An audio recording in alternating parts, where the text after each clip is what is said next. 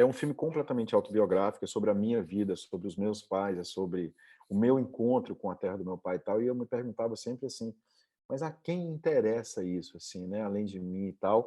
Então acho que o grande desafio mesmo era como transformar uma história que era tão pessoal uma história que tivesse alguma relevância para um público de cinema mesmo, né, que é um grande público e tal. Eu acho que o filme ele fala dessa história privada, dessa história com H minúsculo, mas ele também conta a história, né, da libertação de um povo, da libertação de um país, da independência desse país que era a Argélia. Então acho que isso era o grande desafio, né, como é que você cruza a história com H minúsculo com a história com H maiúsculo.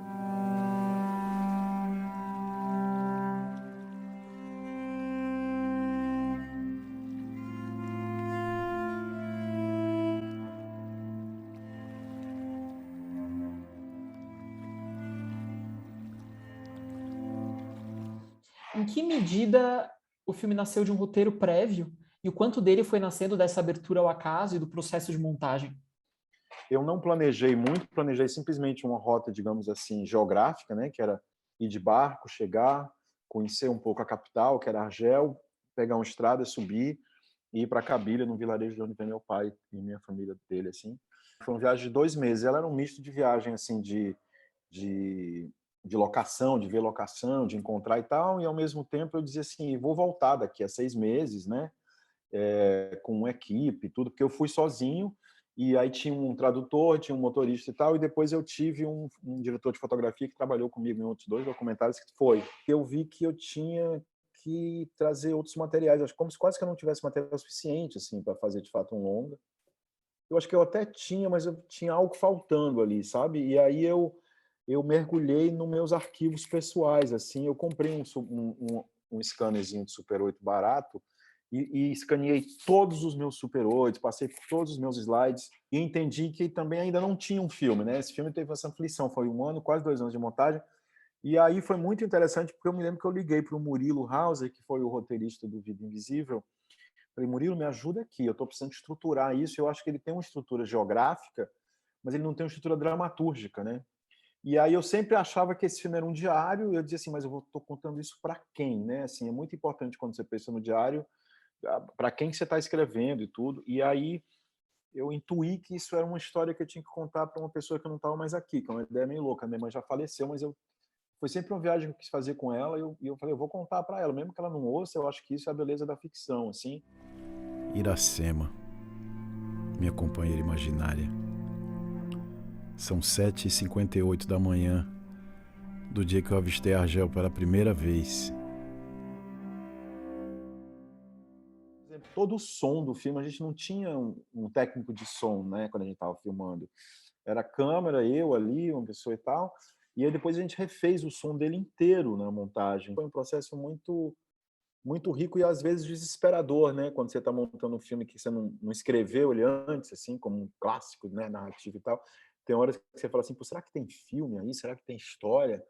Você sempre soube que você queria se focar no rosto das pessoas na rua, nas vielas, na criança indo para a escola, ao invés de, por exemplo, mostrar a história de Tagmut Azuz, ou mostrar a geografia, em que medida aquilo se diferenciava das outras cidades ao redor? A gente fez um trabalho enorme de pesquisa de arquivo, assim, né? Então, é muito engraçado, é muito boa essa pergunta, porque teve uma hora que eu recebi uma material de arquivo que era um pouco cartográfico, sabe?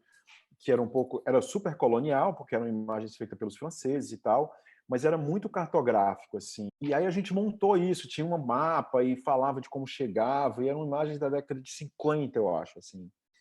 E eu decidi que era importante que eu descobrisse essa paisagem humana, assim, mais do que... Né, o filme já tem um mapa geográfico, assim, ele vai para um lugar, sobe a montanha e tal, mas era muito importante esses encontros, porque eu acho que eu fui atrás... É como se você fosse encontrar um pai biológico, esse filme, sabe, assim, aos 55, 50, lá na época eu tinha 52, 53, quando eu filmei, e esse filme era um pouco isso, então encontrar essas pessoas, encontrar quais eram as conexões que eu tinha com as pessoas que viviam nesses lugares, e eu amo gente, assim, eu sou realmente, acho que uma das questões, razões que eu faço cinema, é porque eu sou daquele tipo de pessoa que adora ficar ouvindo história ali, quando a pessoa está conversando na sala ao lado, no aeroporto e tal, e eu adoro gente, assim, adoro a experiência humana, então para mim eu acho que foi um pouco entender o que que era a família do meu pai, o que que era o meu pai, o que que era através das pessoas desse lugar, assim.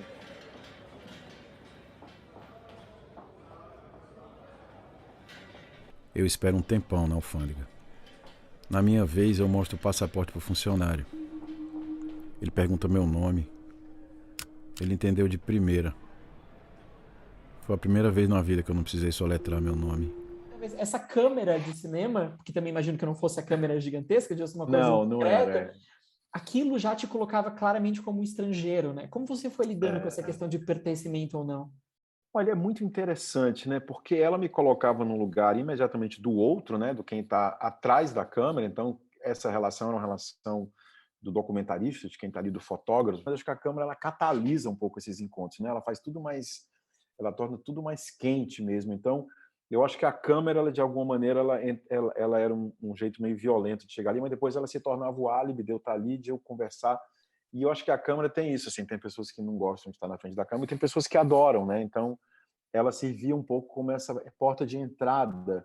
E eu acho que isso me permitiu ter um acesso a uma série de pessoas que se transformaram em personagens no filme, evidentemente, mas muito mais íntimo do que se eu não tivesse uma câmera. Então, ela tinha essa dupla função, né? Primeiro, para abrir câmera era um problema, assim, porque você tinha que ter permissão da polícia, tinha que estar na delegacia e tal, era muito burocrático. Mas depois que você conseguia isso, todo mundo ficava ali muito feliz de você estar ali e tal. E muitos lugares eram lugares que nunca tinham visto um estrangeiro filmando, assim, né? Todo mundo achava no começo que eu era francês, né? Porque grande parte das equipes de filmagem... Então tinha um negócio, não quero francês me filmando aqui, entendeu? Era muito hostil no começo, né? O francês, o colonizador e tal. E aí depois eu dizia assim, não, mas eu sou brasileiro, entendeu? Aí era um negócio assim, aí as portas se abriam, a alegria, o futebol, uma certa sensação de familiaridade, assim, né? Que tinha-se com o Brasil, apesar de se conhecer pouco. E era muito sofisticado que eles conheciam do Brasil. Tem uma cena no filme que tem um senhor que eu encontro que ele fala assim, o Niemeyer, como é? Porque o Niemeyer fez algumas obras na Argélia, e eles conheciam o Lula, conheciam a história política do Brasil, era incrível, assim. E aí tinha um terceiro momento que era, eu fico arrepiado de lembrar, assim, eu me lembro que eu estava numa feira, e era uma feira, muita gente e tal, e não queriam que eu filmasse, as pessoas com raiva, aquela câmera, não sei o que, em francês. Aí depois que eu falei que era brasileiro, você ficava ouvindo, eu fiquei ouvindo na feira como se fosse um eco. Brasil, Brasil, Brasil, assim, todo mundo ficava muito feliz, aí as pessoas...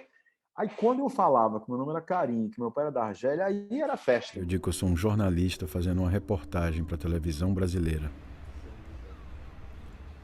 Ele ri e pergunta se eu conheço Zidane. Mal sabe ele que eu detesto futebol. Você conseguiu se identificar como argelino, se sentir como argelino a partir do momento que você estava naquele vilarejo dos Ainus? Sim, não, eu me lembrava muito do Ceará, sabe? Assim, eu me lembrava muito do interior, apesar de eu ter nascido em Fortaleza e tal. Tinha uma coisa que, nesse sentido, eu não sei se eu me senti menos argelino e mais brasileiro por esse reconhecimento. Tinha uma coisa ali que era muito curiosa e, ao mesmo tempo não, né? Porque é uma relação de ficção mesmo, essa relação de paternidade, de pertencimento que eu tenho com a Argélia. Mas, no final, eu acho que tinha um negócio que eu não sei se eu me sinto mais argelino, mas eu acho que eu quero me sentir mais argelino, porque eu acho que tem uma relação, e principalmente agora, entendeu? Assim, com o que está acontecendo no Brasil, politicamente, humanamente, né? Eu me senti num lugar que as pessoas tinham uma força de vida muito grande, tinham um orgulho muito grande de onde elas vinham, entendeu? E de terem escrito a história do país delas, do país deles ou delas, assim, através da luta mesmo. Eles conquistaram aquela independência e tal. Então, nesse sentido, eu não acho que eu me sinto mais argelino, mas eu quero me sentir mais argelino, porque é uma história tão bonita, assim.